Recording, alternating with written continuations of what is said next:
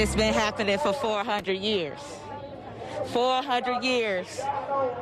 400 years. We tired. Good afternoon and welcome to First Financial BizBeat, presented by the Business Courier. I'm your host, KYLA Woods, and I'm also a black woman, a black wife, a black mother, and a black business owner. I stand before you and I stand with you today. We are at a moment in history that we simply cannot ignore, and we cannot go beyond without having conversations about racial injustice and implementing action that will lead to true and sustainable change. In the past week, Cincinnati has seen peaceful and some not so peaceful protests in response to the death of George Floyd and Breonna Taylor, who should be celebrating her birthday this weekend, among also a long list of other black lives. Today, Eddie Cohen, CEO of the Urban League of Greater Southwestern Ohio, joins us to discuss how the business and nonprofit community is being impacted by this movement and how we move forward together as a region. Eddie, thank you so much for joining us today. Thank you for having me. Well, let's start with this. I want to know how you are doing as a person, as a community leader in the midst of this civil unrest. How has this impacted you? Sure. Thank you for asking that. Needless to say, it is a very stressful time right now. And it is not stressful being black, is what I tell folks. We love being black. It is stressful dealing with the effects of racism. It is stressful dealing with the cumulative effects of white supremacy. And to perpetually have these conversations, these committees, these task force over and over again. And with the recent events of George Floyd, Breonna Taylor, the incident in New York in the park, Florida, and even outside the national news, when I first started this job here 8 months ago, my high school friend was killed by a police officer in Huntsville, Alabama, Dana Fletcher. So currently we're dealing with the social endemic on top of a pandemic. First of all, I'm sorry to hear about the loss of your friend. It just really contributes to the importance of having this conversation. How has this movement impacted your organization, especially on the heels of the COVID-19 pandemic? Yeah. Well, I think most nonprofits have been impacted in some way financially. But we've been around since 1940s. We will remain steadfast in our communities. We've never closed our doors. Right now, we're looking how can we use our voice as a unique convener. We talk to everyone from the protesters to the top CEOs in this country, right? So how can we use our voice? We're dealing with incredible health disparities. Before the pandemic, less than 1 in 5 African Americans could work from home, And on the good front, as more people are recovering, but 50% of the deaths, even though a small number, is still African American. So, for example, we launched this Mask What Matters campaign. It's to get PPE out into our community.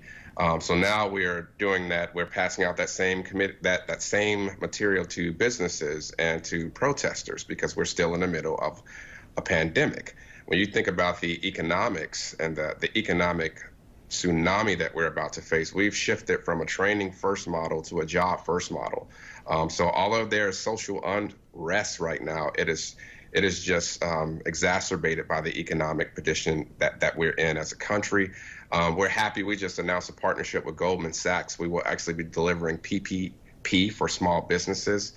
So we're just building with the work we've done in the past with an element of being really responsive right now.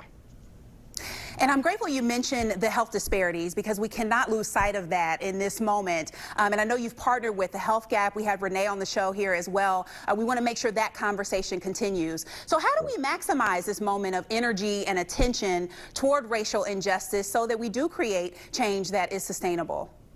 Right. So I tell people to think about this for a minute. A suspected man had a suspected counterfeit $20 bill that led to death.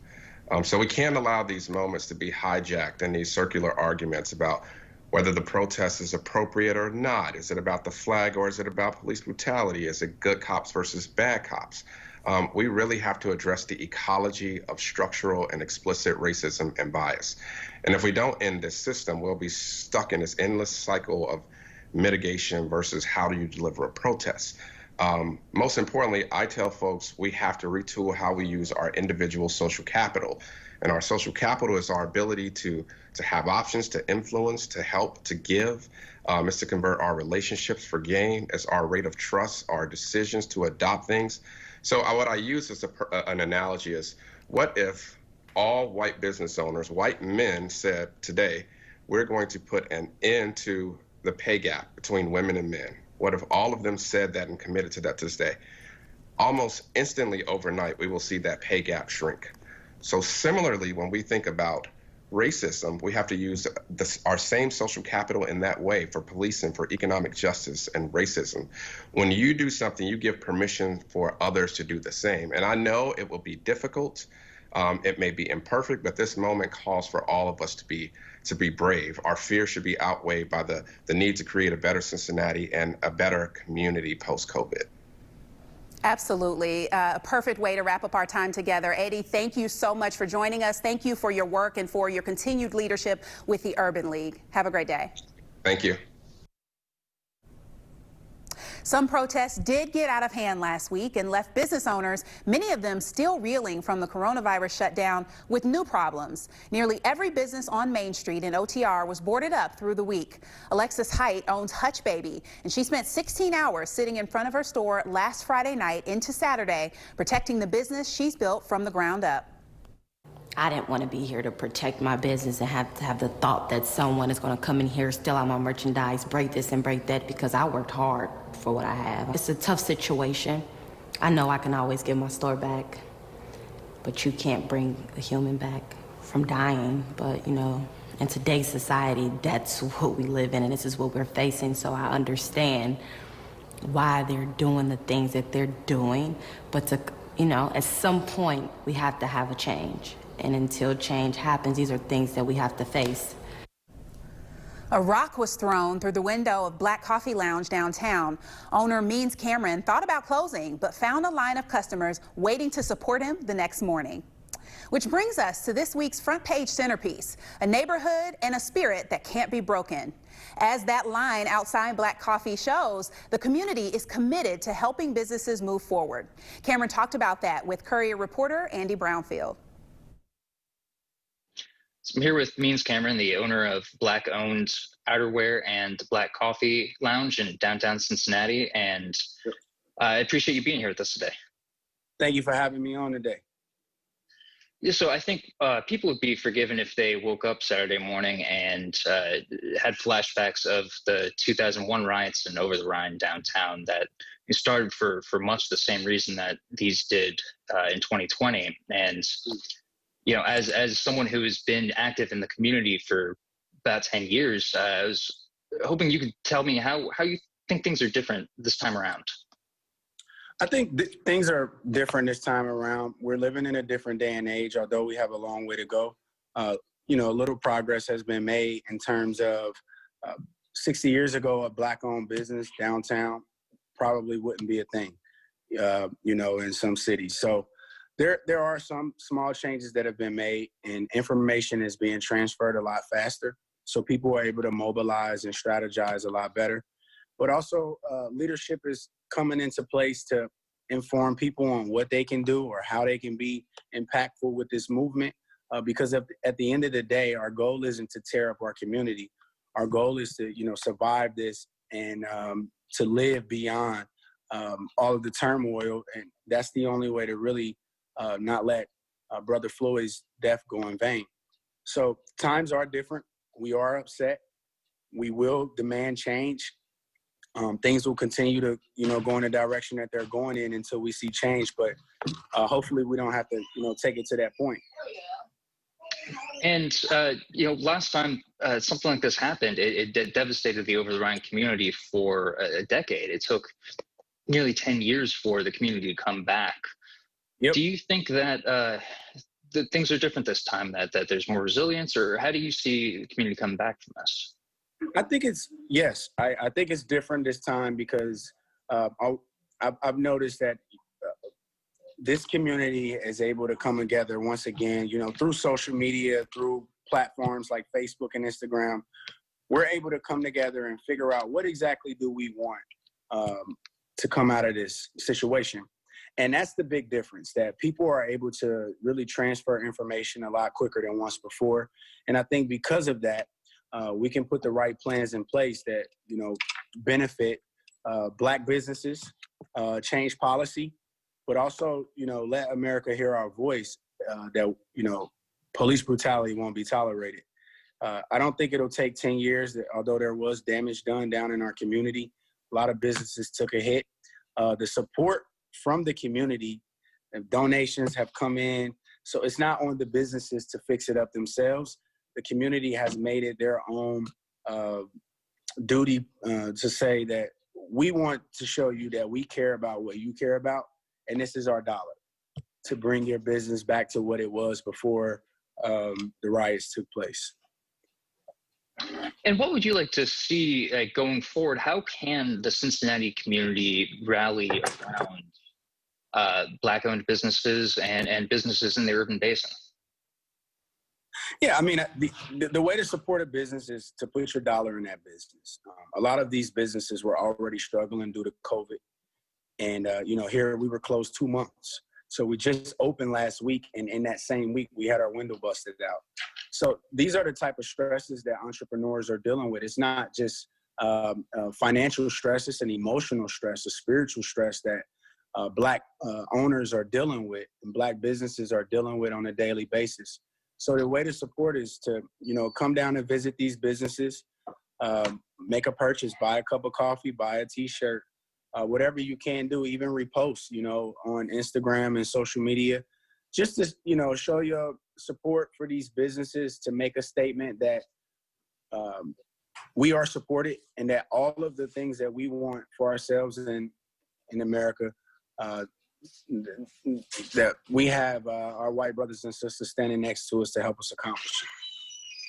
All right. Well, thanks. I appreciate you being with here this morning and sharing your story. I appreciate you, man. Thank you for having me. And thank you to Andy Brownfield for that interview. And by the way, Means got so many donations, he decided to pay it forward and is helping repair 4 other Black-owned businesses in downtown Cincinnati. The Cincy Shirt store in OTR is also paying it forward. It too had its windows smashed out, and the owners decided to make something of that situation. They're selling a new line of merchandise promoting unity. What we wanted our message to be was, let's make sure that all of the businesses that have suffered, Black and white, whether it's from COVID or whether it's from what happened this weekend, that at the outcome of it, we'll just, we said be better to each other. On the front of the shirt, you'll find slogans like "We greater than me" and "Be better to each other." The money from these new designs will be used to support other local businesses that have been affected. And artists have been turning those broken and boarded windows into works of art. They've painted murals with social messages over the plywood, a show of unity and resilience in the neighborhood. Up next on First Financial Biz Beat, downtown's newest hotel opens with something you won't find anywhere else in the city. That story and more after the break.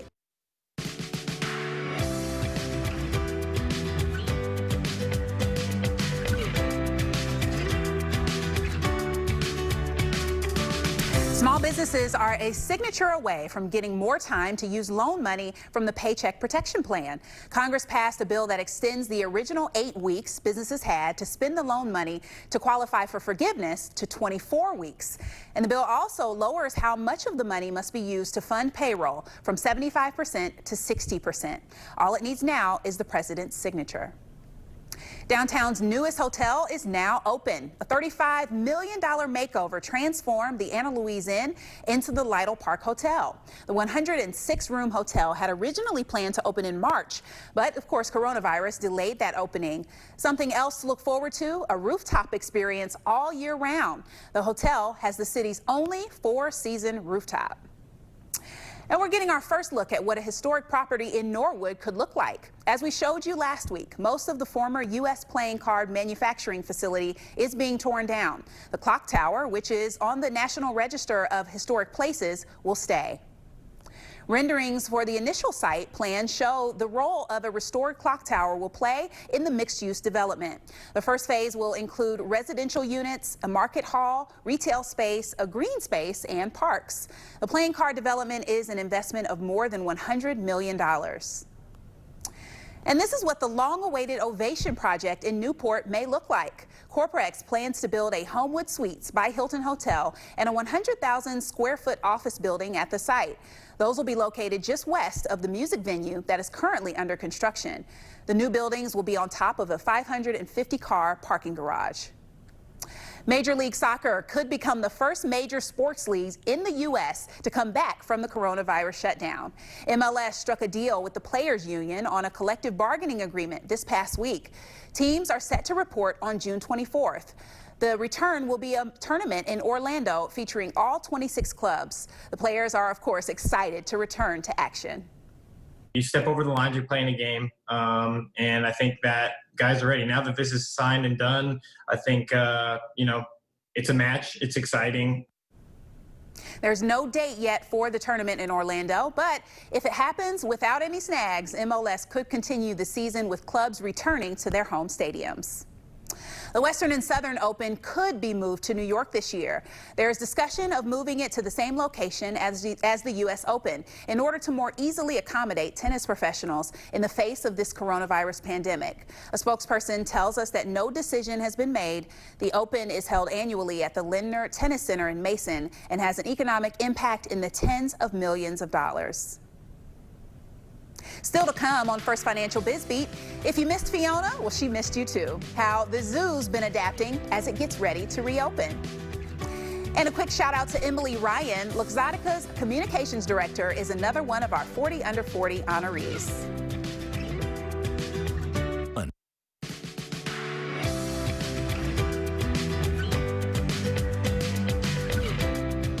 Wednesday, places like the Cincinnati Museum Center and the Cincinnati Zoo can reopen. The zoo, of course, has been ready. Director THANE MAYNARD talked about how it's adapted to the changes with Courier Market Engagement Director Kelly Snyder. Thanks so much, KYLA. I'm super excited to be here with THANE, Fiona, and BB. So, THANE, we have some questions for you. When COVID restrictions were put into place, you adjusted quickly by transitioning some of your programs to virtual. How did you do that? Hey there, Kelly, and thanks for joining us. I'm going to show you Fiona. She's hiding here. She's kind of a ham. She really likes when visitors come and when people pay attention to her. I think she's missed everybody the last couple months. Like every business everywhere, we had to be flexible and adapt. And so we did pivot to, especially for school programs, start to offer virtual programs, virtual tours, virtual animal experiences that you wouldn't be able to get otherwise. And that was important because reaching schools and education is a big part of what we do. But over the past few years, especially since the success with Fiona, probably the main thing we do is reach people online through things like Facebook Live. And so our marketing team came up with the idea, let's do every single day a Facebook Live where a keeper comes down and they're with a Fiona, or they're with Chris the cheetah, or they're with Tessa the giraffe. Is she being a ham or what? She is awesome. She loves people. The success of those was remarkable. Partly, I think, because people do love beautiful animals. They love hearing heartening stories from the keepers who take care of them. And partly because people had a lot of time on their hands when this whole thing first broke out. So we had quite a run with that. And people were very generous on things like Facebook Live. You can touch a donate button, and all the donations were small, but they certainly mounted up. And that was very good because, of course, we were not open for months. Whoop, she swam away. We'll look for her. That's awesome. So I know you've learned a lot by pivoting how the zoo is doing business right now. Do you have any key takeaways to share? Well, you know, we wanted to make sure we were still communicating with our key supporters. And so many of those are sponsors, corporate sponsors and others, including First Financial. And so if they are sponsors of the zoo, how do we work with them so that even though we're not crowded with people right now, that they feel they can get the value that they had in spending marketing dollars at the zoo, and we could get the value of reaching people. And so again, through things like Facebook, Facebook Live, YouTube, we have a huge YouTube following, certainly on our zoo website. I think we made it a win-win for our sponsors as well as for the public who get such a big kick out of seeing animals like Fiona. That's awesome. So because it's been so successful, do you think you'll continue to include a virtual element to your programming once the zoo reopens, which is hopefully soon? You know, it's an interesting question. Historically, we always think of the real value of the zoo as the experience right here at the zoo, coming and seeing the animals in person. And yet increasingly today, people expect and want content that they can see easily, quickly, they can pull it up. And so I wouldn't be surprised if we continue to offer lots of virtual programs, things that 25 years ago we called distance learning. Today, we are trying to just do it online. For instance, for the month of June, our zoo camp, which is an incredibly popular program with local families, is virtual camp. Now, starting in July, actually at the end of June, but starting basically in July and August, we'll have regular zoo camp with kids running all around the zoo. But for this month, we're going to continue with virtual camp. And so far, people are having a lot of fun with it because they're doing kind of what you and I are doing.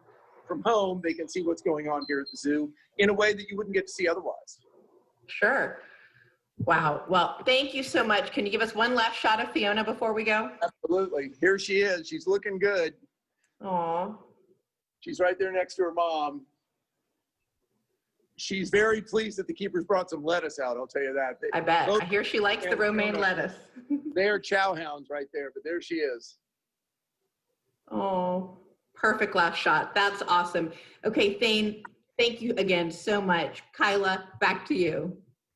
Thank you so much, Kelly. Of course, good to see Thane and Fiona there. Well, thank you for joining us for First Financial Biz Beat. We leave you today with a powerful moment in the midst of all this unrest, a kneel that could be the beginning of a path to change. History is happening right now. I'm KYLA Woods. Take care of yourselves and have a good weekend.